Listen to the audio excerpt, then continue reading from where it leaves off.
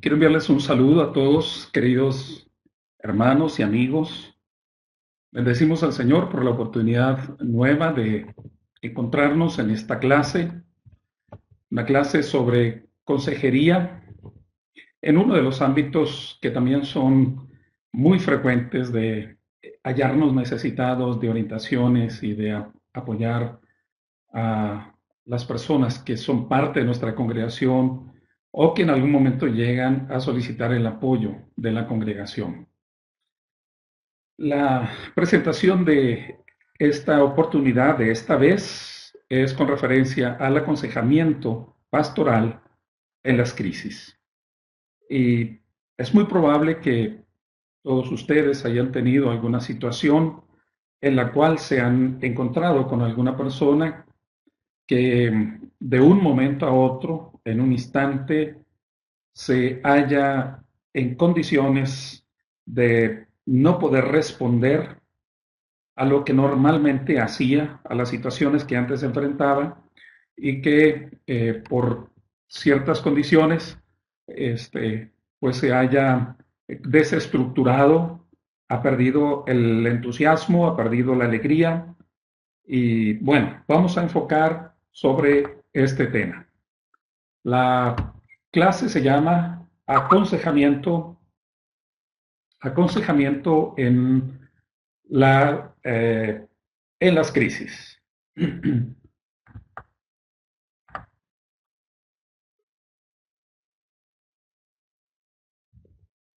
Lo primero que quiero pasar a explicar un poco es sobre en qué consiste la definición de una crisis.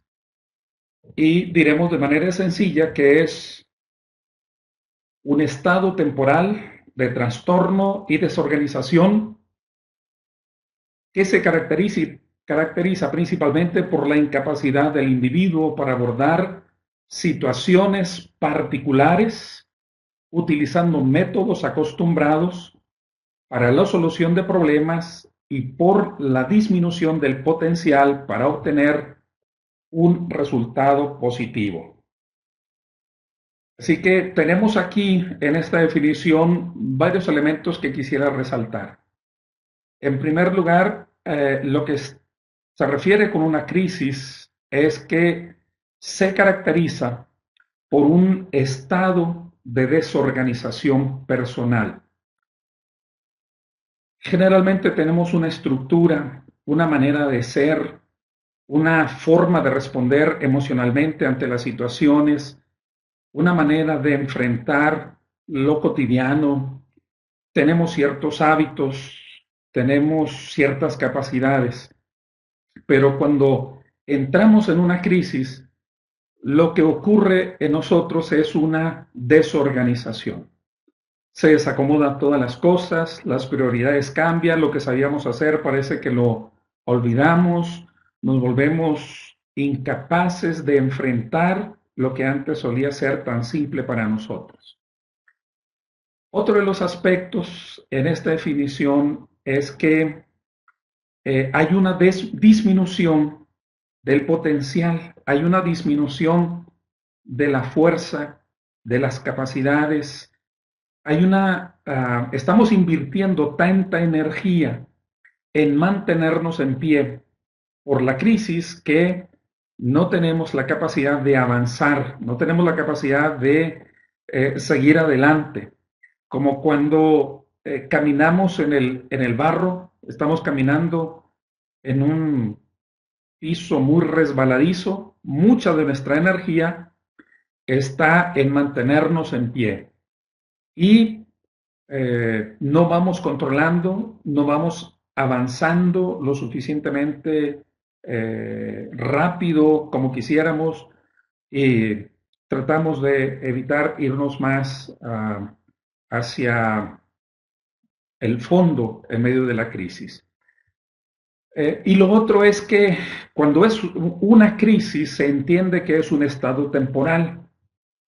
Hay personas que viven en condición desorganizada o que no tienen todo su potencial pero eso ya se ha instalado y es parte de su manera de ser o parte de sus condiciones de vida, y entonces ya no es exactamente una crisis, sino es un estado de disminución o de desorganización de manera permanente. Pero cuando hablamos de una persona que está enfrentando una crisis, tenemos que ver esto como que es algo temporal. Hay diferentes elementos que precipitan una crisis. Cada uno de nosotros tiene un umbral, como cada uno tiene un umbral del dolor, así para un dolor corporal, un dolor de muelas, un dolor de un golpe, un dolor de cualquier herida que nos hacemos en nuestro cuerpo, cada uno tiene un umbral diferente. Así también en lo emocional tenemos un... Bueno, hermanos, como estábamos hablando de la crisis, pues entramos en una crisis porque se fue la señal del Internet, pero ya estamos de vuelta. Este, Estamos hablando acerca de los sucesos precipitantes de una crisis y estos pueden variar. Eh, Estamos expuestos a los cambios, a las pérdidas, a las condiciones desafortunadas, entre otras, por ejemplo, la muerte del cónyuge o el divorcio, la separación marital, el duelo. Eh, y vean ustedes que los sucesos precipitantes de una crisis no todos son negativos, sino a veces también los elementos positivos implican un gran ajuste emocional como el matrimonio, el nacimiento de un hijo, el terminar la escuela, la jubilación, son elementos precipitantes. En sus apuntes hay una escala de Hong Rai que habla acerca de qué impacto pueden tener diferentes sucesos en nuestra vida. Y uno de los elementos que más son impactos o que más nos afectan es la muerte del cónyuge. En esta escala se mide en 100 puntos y de ahí, bueno, viene hacia abajo el divorcio, la separación marital, la pérdida de un ser querido que no sea la pareja y muchos otros elementos. Los autores de esta escala mostraron que afectaba no solamente el que alguien tuviera un suceso de un tremendo impacto emocional, sino el hecho de que alguien estuviese expuesto a varios impactos de menor escala o de menor gradación. Por ejemplo, que alguien se quede sin trabajo en un momento, se le aúne el hecho de que su auto se descompone el motor o que alguno de los hijos se le case o alguna otra situación que se considere como pequeña, pues llega a acumulársele 50, 60, 70 o hasta 100 puntos de impacto en los factores emocionales. Y a veces nosotros miramos a las personas como que responden bien a las situaciones que están enfrentando, porque todavía como que tienen tolerancia, pero llega una nueva condición que les impacta emocionalmente y bueno, ahí se precipita una manera de no saber responder, un estado de agotamiento, un estado de desorganización o que comienza con un hábito incorrecto, un hábito tóxico, porque puede ser que se le hayan acumulado los eventos que tienen un impacto emocional fuerte. Esa la voy a brincar, ustedes lo pueden ver con detenimiento, cómo afectan las diferentes situaciones o experiencias. Porque a lo que quisiera que viéramos ahora es sobre los síntomas que presenta una persona. ¿Cuáles son los síntomas que presenta una persona en crisis? Las reacciones pueden ser desde una manifestación de cansancio o agotamiento, y esto puede venir eh, tal vez habiendo estado trabajando mucho y luego que viene un relajamiento, o después de haber tenido un estado de mucho estrés, deja un impacto como cuando una persona se ha drogado, que ha estado consumiendo un elemento químico que lo mantiene despierto. Así, en un estado de estrés, nuestro cuerpo genera adrenalina y noradrenalina y otras sustancias que nos mantienen alertas, pero que después, cuando se viene un relajamiento, produce una sensación de cansancio profundo. Otro síntoma o manifestación de que una persona está en la crisis puede ser un llanto espontáneo, una persona que teniendo por qué o en ocasiones sin tener por qué una razón externa, eh, cae en expresiones de sollozo o de llanto incontrolable. Hay una sensación de desamparo, hay una sensación de que a nadie le importa, de que nadie se fija en su persona, de que no cuenta, porque siente que las relaciones están rotas, que no hay quien le valore verdaderamente. Hay una sensación también de inadecuación y confusión. Hay manifestaciones como de estar fuera de lugar, de no pertenecer a ese ambiente, a ese momento. Hay síntomas físicos que pueden mostrarse como pérdida de apetito o comer en exceso. Puede haber insomnio o puede haber respuesta como dormir demasiado, lo que es la alteración de lo regular. Eso puede ser una señal de crisis. Por otro lado, otra manifestación es el estado de ansiedad, el no poder estar quieto físicamente, el tener movimientos corporales frecuentes, tics, tener una sensación como de que le falta el aire. Es un estado de eh, ansiedad que no lo puede controlar. Y la desorganización en el funcionamiento de sus relaciones. Se altera, rompe con la gente, se aleja de la familia. Eso pueden ser síntomas de personas que están teniendo un problema. Y con una crisis, en estos síntomas que estamos hablando, debemos de tomar en cuenta que estos síntomas están hablando de algo más profundo, de un cambio, de miedos, de algo interno que ha ocurrido, tal vez una decepción muy profunda, tal vez un vacío que ha quedado, pero estos son los elementos externos por medio de los cuales uno puede conocer que están ocurriendo cambios radicales y que son de alto riesgo para la persona o para los que están en el entorno.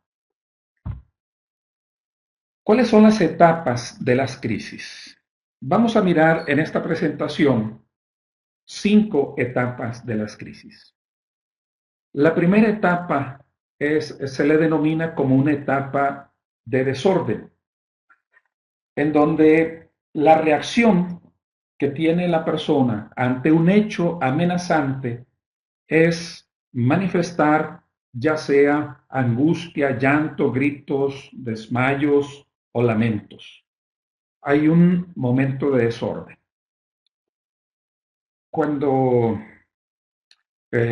una persona recibe la noticia por la muerte de un ser amado, cuando una persona tiene un accidente automovilístico y sobrevive al accidente, pero mira los daños que se han causado, ya sea en el aspecto económico o en vida o en salud a otras personas, cuando nos anuncian que nos hemos quedado sin empleo o cuando sufrimos un asalto a mano armada, algo que nos impacta, o cuando hay un fenómeno natural, un desastre, una inundación, un tornado, como acaba de pasar aquí en el estado donde vivo, a unos kilómetros hacia el norte, que arrasó casas en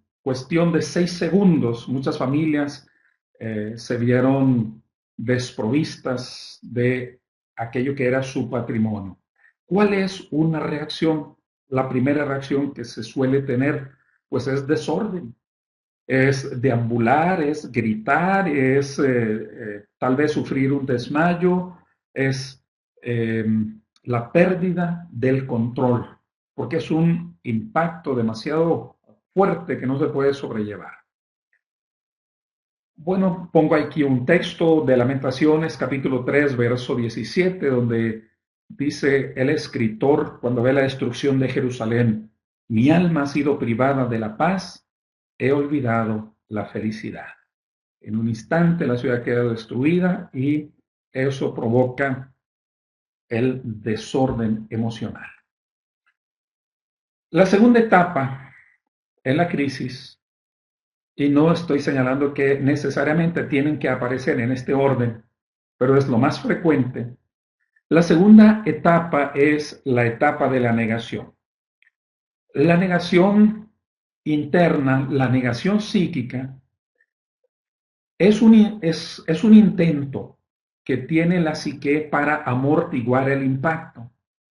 Si nos dicen que hay una noticia muy desafortunada que nos duele en lo más íntimo, la reacción que tenemos es negarla, es decir, no, eso no está pasando, eso en realidad no ocurre, eso no es cierto.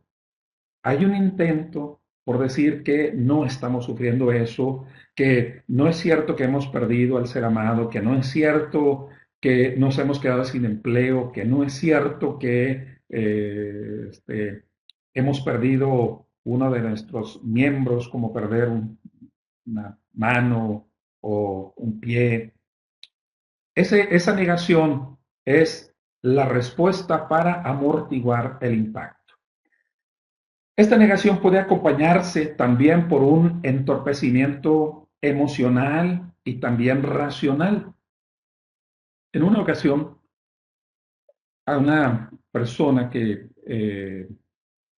conocido, he tratado muy de cerca, cuando le avisamos que su padre había muerto, un hombre de mediana edad, este muchacho se desorganizó emocionalmente y estaba tomando decisiones inadecuadas porque era la hora de la madrugada, quería salir en ese instante al aeropuerto para ver si conseguía un vuelo, pero los primeros vuelos comenzaron a partir de las 7 de la mañana y él quería irse desde la 1 de la mañana y esperar ahí en el aeropuerto y hizo toda una serie de respuestas imprudentes que lo único que estaba mostrando es cómo se entorpece lo racional, lo lógico,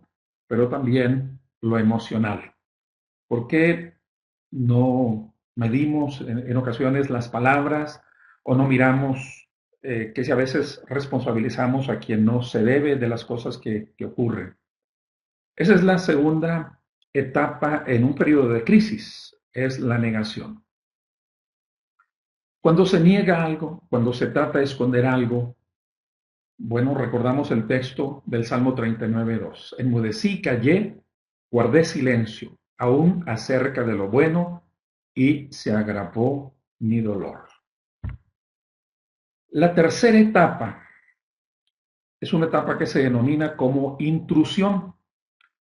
Intrusión es un concepto de que, como que de algo externo, un hecho externo, un evento externo, una situación externa se mete dentro de nosotros y por más que queremos sacarla, por más que queremos dejarla fuera, no está en nuestra voluntad. Es como quien dice, aunque no quiera, todo me viene a la mente una y otra vez. Cuando una persona recuerda cómo fue atacada, cómo fue lastimada, esa, esa persona siente que las imágenes, que el recuerdo, el dolor, el grito, el llanto viene una y otra vez, aunque no quiera, todo viene de nuevo, ya sea estando despierto o bien estando dormido. Y es como que esas imágenes, esos pensamientos, esos momentos vienen una y otra vez a nuestra mente.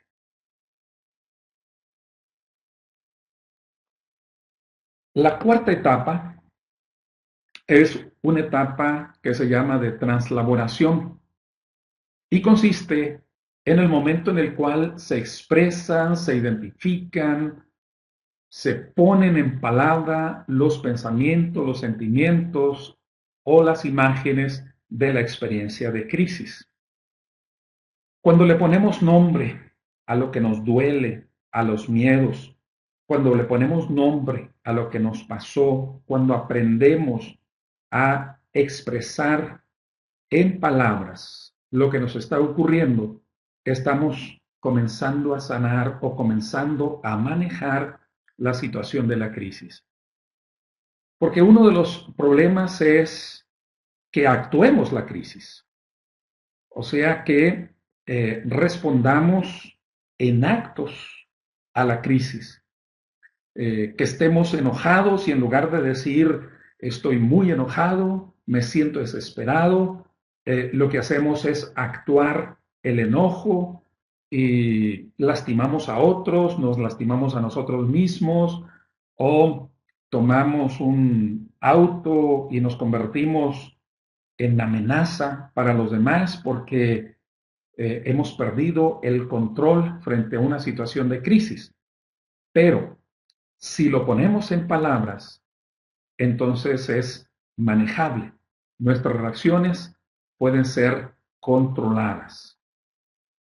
Los individuos que progresan translaboran sus sentimientos, es decir, elaboran los sentimientos y lo ponen en términos, en palabras, y pueden expresar de una manera más apropiada, más congruente lo que ha ocurrido y pueden buscar ayuda, lo cual les ayudará a salir adelante. Y la última etapa en la crisis es la etapa de consumación, que es el momento en el cual la persona integra la experiencia dentro de su vida personal.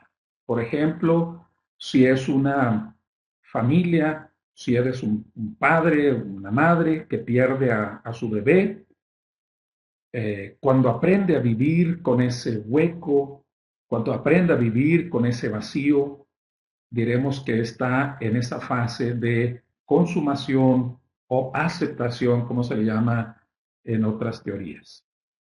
El individuo le encuentra una explicación, aunque puede o no ser satisfactoria a la razón, pero encuentra una explicación a lo que vive, lo identifica, lo expresa en sus pensamientos y sentimientos y aprende a vivir con ello.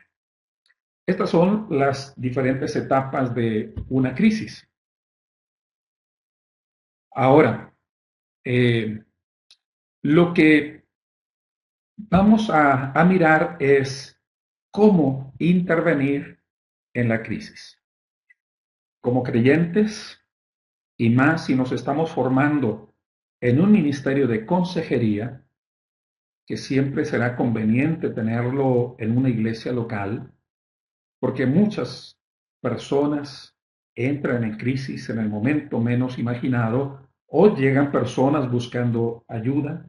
Podemos tener un ministerio capacitado, ya habilitado, las personas dispuestas para apoyar a otros en este ámbito. La intervención en las crisis puede ser de dos maneras, dependiendo sobre todo del grado de crisis. Una primera fase es una intervención como de primeros auxilios psicológicos o pastorales.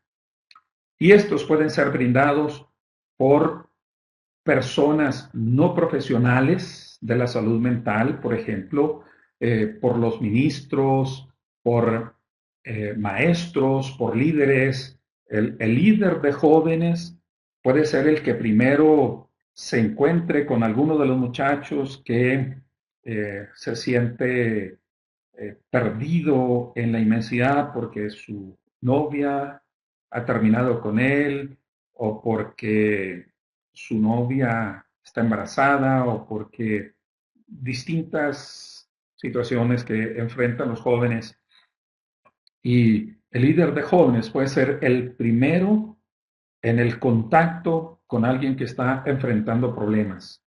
Y es muy importante que le brinde un primer auxilio, que no le diga, pues yo no puedo hacer nada por ti, yo no soy experto, yo no sé de psicología, yo no sé de medicina, yo no sé lo que tú tendrías que hacer. Creo que tenemos la palabra, tenemos los conceptos cristianos y tenemos el corazón de pastor para poder ofrecer nuestra ayuda, nuestra presencia, y es muchas veces somos los cristianos los primeros en contactarnos con una persona que está enfrentando adversidad. Y la otra intervención en la crisis es lo que sería ya una terapia en las crisis y que esto corresponde a las personas relacionadas con la salud mental, los profesionales de la salud mental como los psicólogos, los psiquiatras o alguna otra especialidad. Pero nosotros estamos interviniendo en los ámbitos no profesionales. ¿Cómo intervenir en medio de una crisis?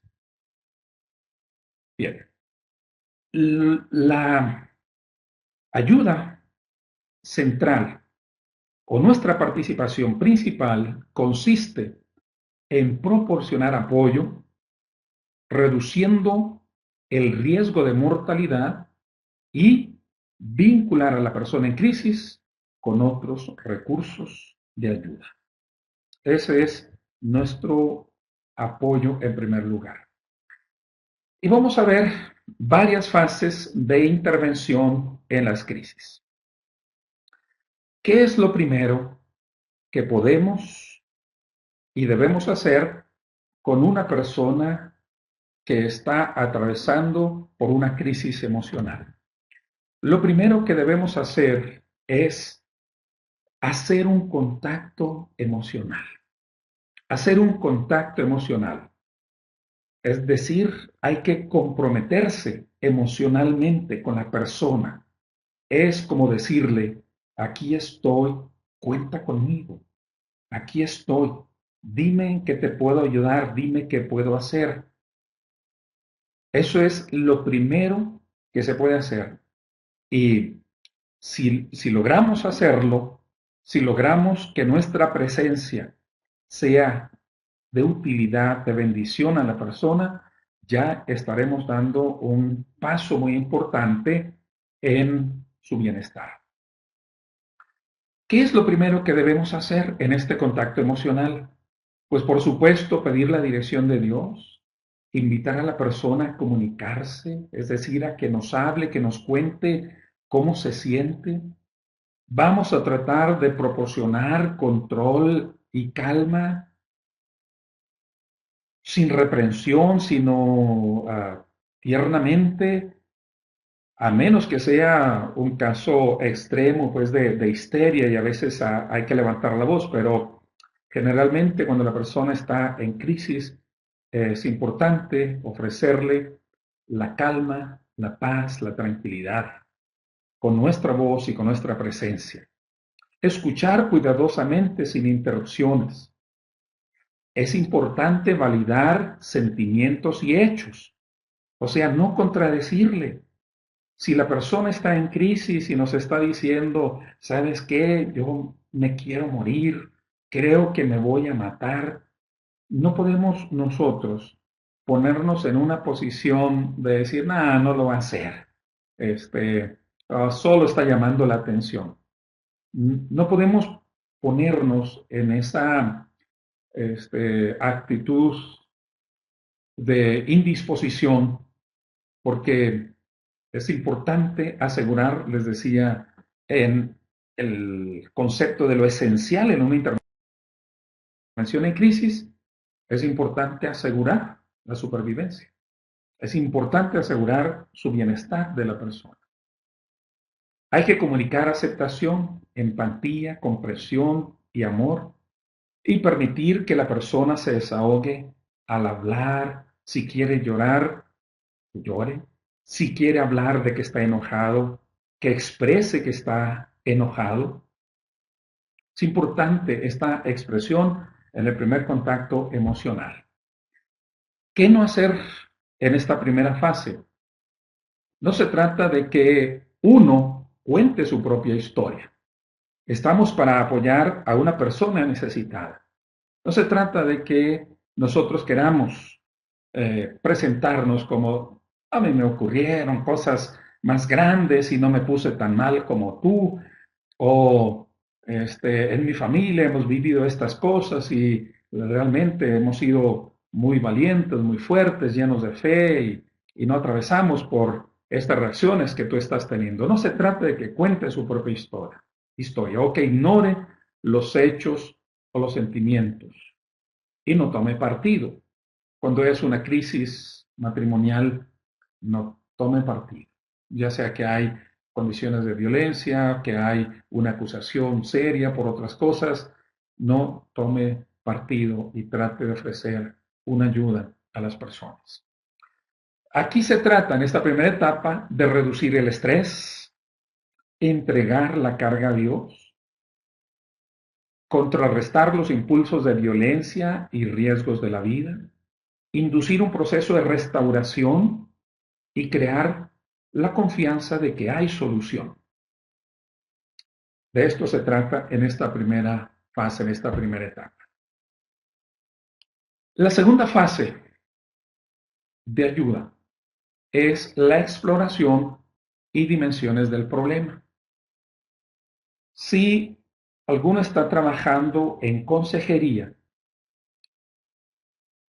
en un acercamiento que se hace a la persona en crisis por los diferentes factores que ya mencionamos, lo que se hace en una segunda fase es explorar el problema, analizar las partes del problema, analizar la profundidad del problema, ver desde distintos ángulos cómo comprender esta situación.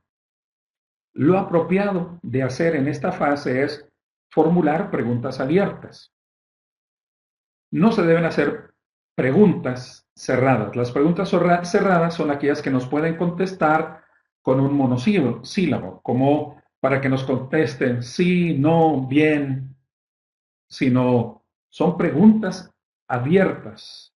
Una pregunta abierta básica es ¿cómo te sientes?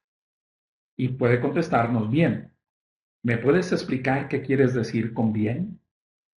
Son preguntas abiertas que favorecen la elaboración mental de lo que ha ocurrido, la expresión de sus sentimientos y estamos ayudando a que la misma persona esté analizando su problema. Tenemos que pedir a la persona que sea concreta, que no dé mil rodeos, que no dé mil vueltas, que se centre. Es muy importante también evaluar la mortalidad. evaluar la posible mortalidad. En una ocasión un colega pastor recibió la llamada de un joven. El joven estaba haciendo una llamada como de despedida porque había planeado suicidarse. El pastor tuvo la lucidez de decirle al muchacho que no le colgara el teléfono.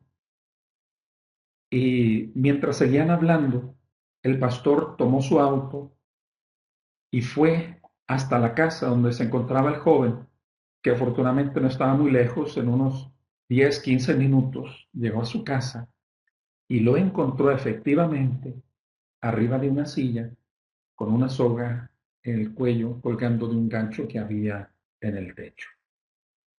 Es importante evaluar la posible mortalidad.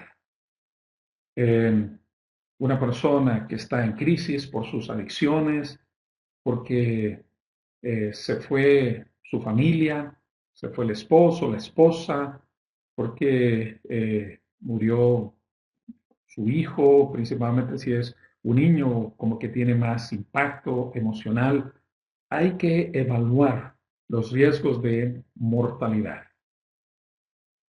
Importante también analizar el suceso precipitante. ¿Qué fue lo que hizo que entrara este nivel de angustia, de desorden? Hay que analizar los recursos personales y sociales con que cuenta la persona, si es una persona sola, si es una persona rodeada de familia, si es una persona que tiene contención en la iglesia, en su comunidad, de un grupo de amigos, o es una persona aislada. Hay que ver las personas que están involucradas en la crisis. A veces las crisis se precipitan por actos de pecado. Cuando es un acto de pecado, como un adulterio, involucra a varias familias, no a una sola persona. Involucra a más y hay que ver cuáles son las personas que están envueltas en esta situación.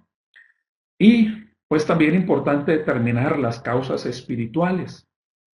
Las personas se van alejando de Dios, las personas han dejado de creer, se están volviendo muy light, muy ligeras, muy comodinas en su manera de vivir la fe. Dios se vuelve en un Dios solo para los tiempos de emergencia o han perdido la fe. Hay que mirar cuál es la situación de la persona a la que tratamos de ayudar. ¿Qué no hacer? Bueno, ya decía, no haga preguntas cerradas de un sí o un no. Por ejemplo, si nosotros le decimos, ¿estás triste? No puede decir sí o no. Pues esas preguntas no ayudan a que él elabore, a que haga abstracciones más profundas de sus emociones.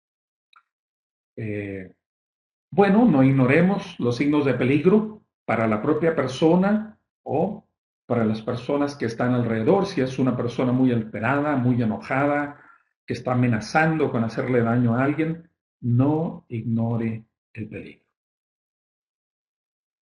Importante como objetivos, establecer cuáles son las necesidades inmediatas. ¿Qué es lo primero que tiene que atenderse? Por ejemplo, si es una persona que está alterada por consumo de droga o en una fase de delirium tremens porque es alcohólico o en un momento de pérdida de control porque su mundo se ha venido abajo eh, por divorcio o por separación. Hay que ver cuáles son las necesidades inmediatas, es decir, dónde se va a ubicar la persona, si es importante llevarle con un profesional para que lo saque adelante del momento que está viviendo. Los objetivos, hay que tomar en cuenta aquí, pues es establecer también necesidades posteriores y de apoyo ministerial, como decirle, vengo pasado mañana, eh, vamos a seguir hablando, dialogando sobre lo que te está pasando. Esa es la fase 2. En esto no me detengo, quisiera que ustedes lo vieran con detenimiento. Es un modelo de ayuda, modelo de intervención que nos permite ubicar a las personas acerca de lo que les está ocurriendo. La tercera fase es la fase de examinar las posibles soluciones. Examinar las posibles soluciones. ¿Qué hacer en el diálogo que tenemos con la persona que está en la crisis? Bueno, hay que estimularles a encontrar respuestas espontáneas. A ver, ¿qué te puedes imaginar de lo que puedes hacer? ¿Por qué te has quedado solo? ¿Has perdido tu familia? ¿O estás sin empleo? Muy bien, ¿qué recursos hay? ¿Qué tienes? ¿Qué hay cerca de ti en tu entorno familiar con lo que te puedas apoyar, con lo que puedas ayudarte a ver qué otras cosas sabes hacer, qué experiencias viviste, por dónde crees que puede ir tu camino? Hay que estimular respuestas espontáneas. Abordar directamente los obstáculos. ¿Cuáles son sus temores? ¿Cuáles son las relaciones que han quedado alteradas porque hay resentimientos?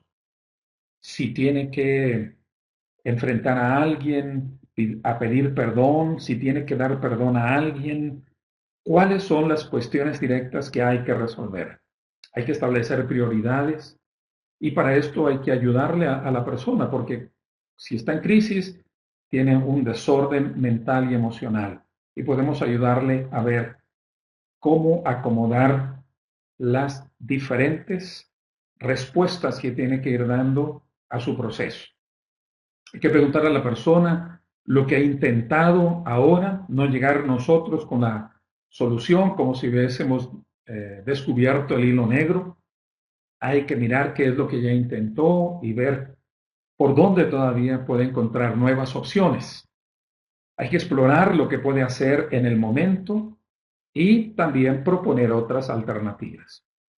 Y hay que tener mucho cuidado en esta fase para no dar nosotros la idea, ¿verdad?, de que le estamos dando las respuestas, de que nosotros le estamos diciendo qué hacer. Por eso es inapropiado que nosotros le digamos o establezcamos qué es lo que tiene que hacer la persona, porque es su responsabilidad, es su vida, son sus decisiones y la persona va a tener que vivir con las consecuencias. Nosotros sugerimos opciones, mostramos opciones, pero la persona toma finalmente la opción que ha elegido o que va a elegir. No hay que permitir una visión de túnel como una visión reducida, hay que ampliarle las posibilidades. No se dejen obstáculos inexplorados, hay que analizar todo lo que está afectando y todas las posibles respuestas que puede dar a la situación. Y no hay que tolerar una mezcla de necesidades. Es importante irse un paso a la vez, un obstáculo a la vez, un elemento a la vez para tratar de resolverlo y no dejar que se le venga todo encima porque va a encontrarse inadecuado para enfrentar las decisiones mientras más número tenga que decidir. El objetivo es tomar medidas un paso a la vez, por mutuo acuerdo, respetando la capacidad de la persona. Es decir, si nosotros somos consejeros, es importante hacer un acuerdo. No tomes decisiones drásticas, decisiones muy relevantes cuando estás en medio de la crisis. No tomes una decisión así, porque hay quien en medio de un arrebato pues se va de la casa o corre de la casa, un hijo, una hija, y aumenta el problema en lugar de solucionarlo. Hay que lograr que la persona sienta que puede tomar control de sus decisiones y que depende las 24 horas de Dios, que aprenda a tener esta certidumbre. Y también hay que evitar una codependencia con el consejero, porque hay personas que se vuelven inadecuadas en su funcionalidad y quieren estar con el consejero en todo momento, en todas las decisiones, hasta la más mínima. Hay que poner los límites reales que sean adecuados, que sean sanos. Y una cuarta fase en el proceso de la crisis, en el proceso de acompañamiento, es ayudar a tomar una acción concreta, ayudar a tomar una opción, tomar una medida a tiempo, establecer objetivos específicos a corto plazo, confrontar y ser directivo cuando sea necesario, asumir actitud facilitadora o actitud directiva. Eh, Casi siempre hay una decisión relevante, una decisión importante que hacer. Como una mujer que está sufriendo violencia en su casa y no se decide si separarse del marido, si buscar un refugio.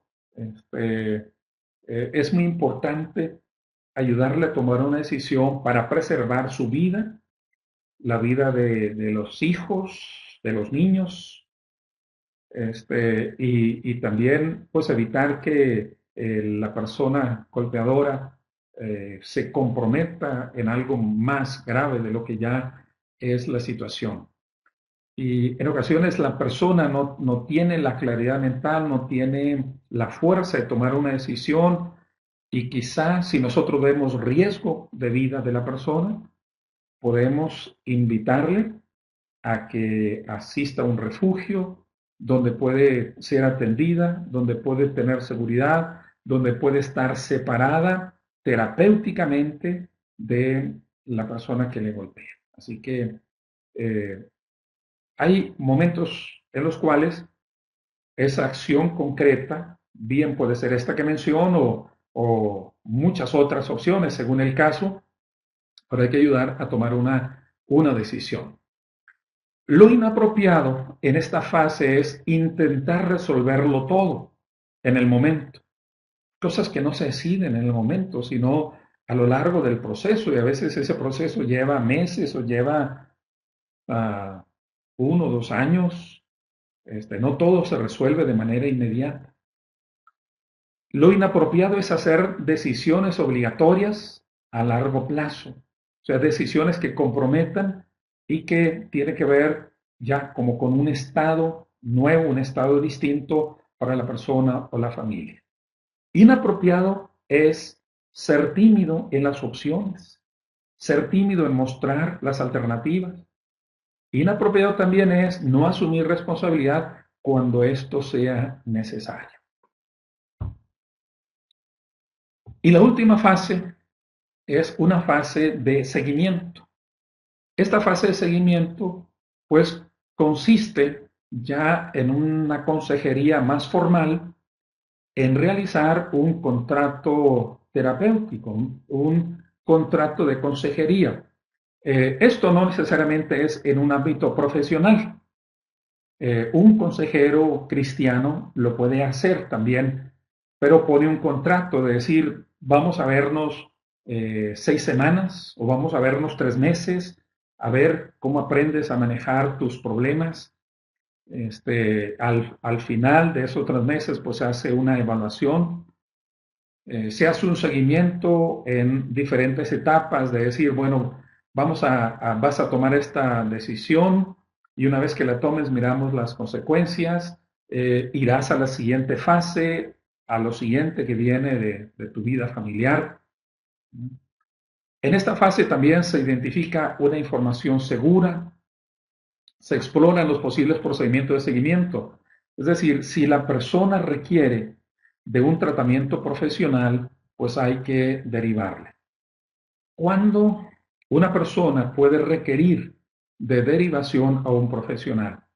Creo que cuando hay riesgo de vida, no debemos quedarnos en la ayuda que le podemos ofrecer solo nosotros, sino podemos recurrir a un psiquiatra, a un médico, cuando hay riesgo de violencia sobre otras personas, es importante a veces Tienes que conducirle a la persona a un lugar en donde va a recibir un tratamiento drástico, severo, pero todo lo que te mueve es serle de bendición a la persona, salvaguardar su cuerpo, sus emociones y de las personas que están en su entorno. Hay que derivar cuando hay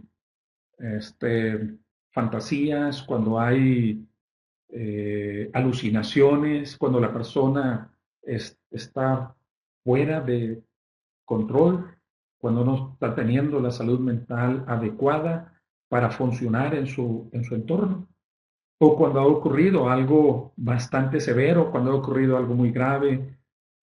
Siempre hay reacciones traumáticas en una niña, en una persona que sufre violación, en una persona que es amenazada con arma, en una persona que es impactada por la muerte de alguien junto a él, junto a ella. En ocasiones requiere de un tratamiento médico para evitar que se sufra mayores alteraciones. Esa es una fase de seguimiento. Inapropiado en esta última fase es dejar detalles sin resolver, dejar, dejar ahí en suspenso algunas cosas que no se abordan, que no se atacan, que no se manejan, dejar la evaluación a otra persona sin asegurarse que su intervención concluyó, o sea, no cerrar la relación de consejería. O inapropiado es que otro profesional le dé seguimiento al caso sin hacer el cierre y la derivación, sino como dejando inconcluso.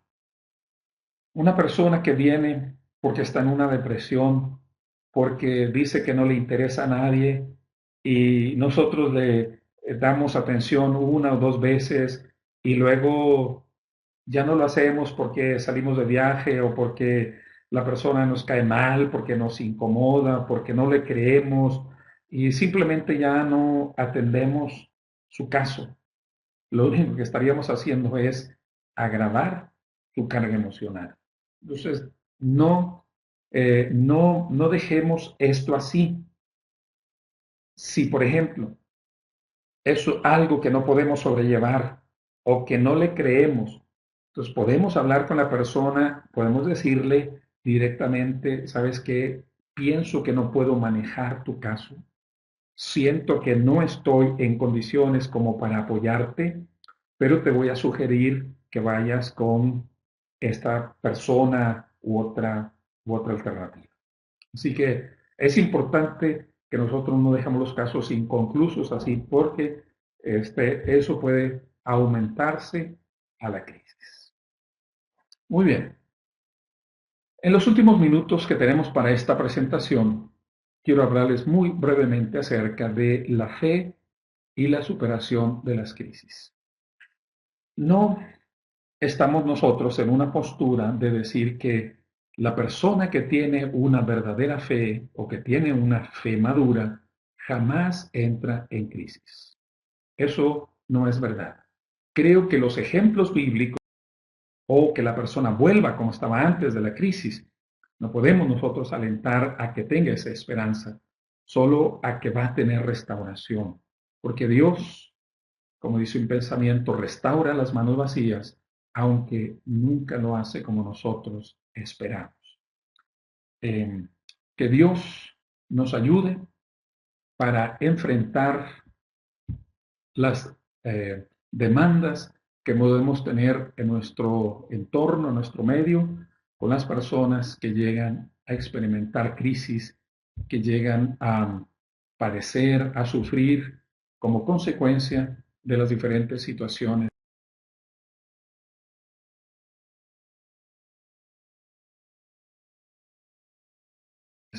de la vida. Hasta aquí la presentación y deseo que sean muy... Dios les bendiga.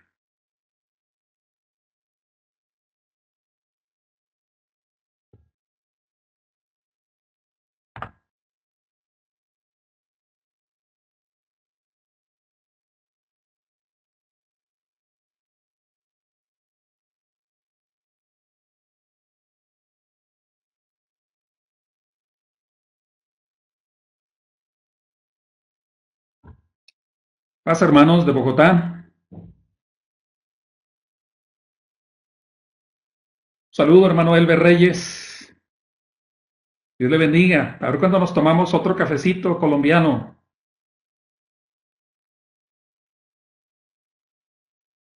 Muchas gracias, hermanos de Maciá. Un abrazo para todos ustedes.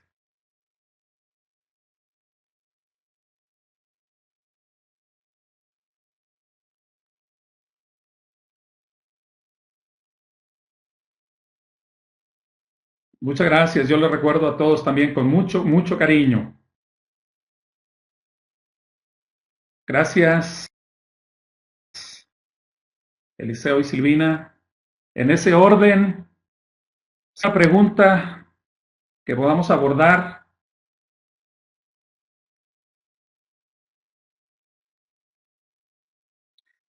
Hay una pregunta, dice, ¿se puede ayudar a alguien en crisis con nuestra experiencia sin contar lo que nos pasó? Eh, Creo que no hay que contar en un primer momento lo que nos haya pasado. Hay que escuchar lo que la persona está viviendo, hay que entender lo que la persona está viviendo, hay que enfocarnos en la otra persona, poner nuestra atención en la otra persona. Y solo si se hace necesario compartir un testimonio, podemos ofrecerlo, pero como segundo término, no como primer término. Por nuestra parte, tenemos que entender que lo que Dios nos permitió vivir es, en cierta manera, para que podamos ayudar a otros, para que podamos enriquecer a otros. Pero lo que primero debemos hacer es entender lo que ocurre en la otra persona, la persona que está en la crisis.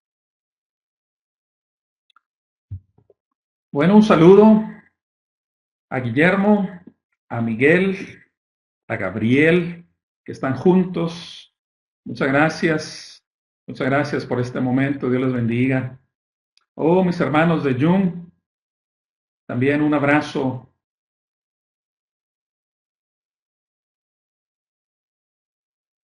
Dios les bendiga. Estoy viendo todos los que están en esta lista de saludos. José, Angélica, Samuel, Manuel, Otto, Marianela. Saludos a todos, muchas bendiciones. Ya saben que están con nosotros siempre en el corazón. Ah, Me piden que explique algo sobre la cuarta etapa de la traslaboración. Eh, Señalo que en esta etapa de la crisis es cuando la persona pone en palabras, cuando la persona pone en sus propios términos lo que le ha pasado y sus emociones, cuando habla de sus miedos, cuando habla de el dolor que le causa una pérdida, cuando habla de su enojo porque cree que lo hayan despedido injustamente. Entonces tiene que ver con la eh, capacidad de expresar en palabras las emociones. Esa es la translaboración. Saludos, hermana Hortensia.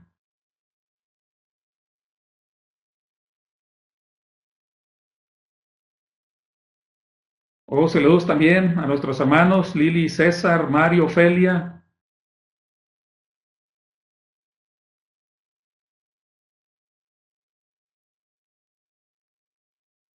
Elena, Emilia. Paz. Dios te bendiga, hermana.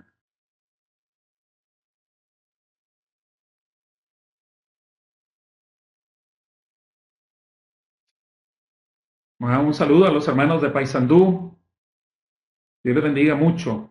Dios les guarde y les permita apoyar a las personas que Dios ponga cerca de ustedes. A veces Dios nos pone cerca de las personas para ofrecerles la bendición.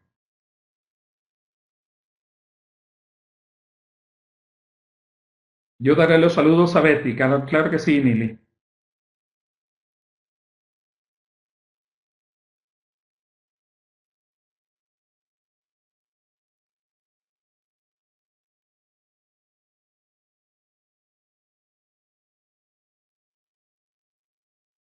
Muy bien, bueno, pues nos despedimos de este grupo de estudiantes. Deseo que sigan prosperando, que sus vidas se sigan enriqueciendo.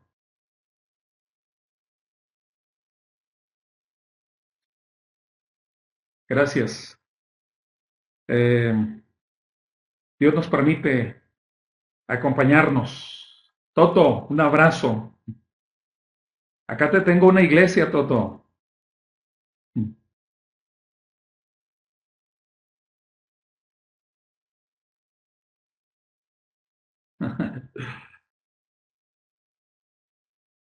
Gracias, daré los saludos a Betty, Liceo y Silvina. Por supuesto que sí. Ay,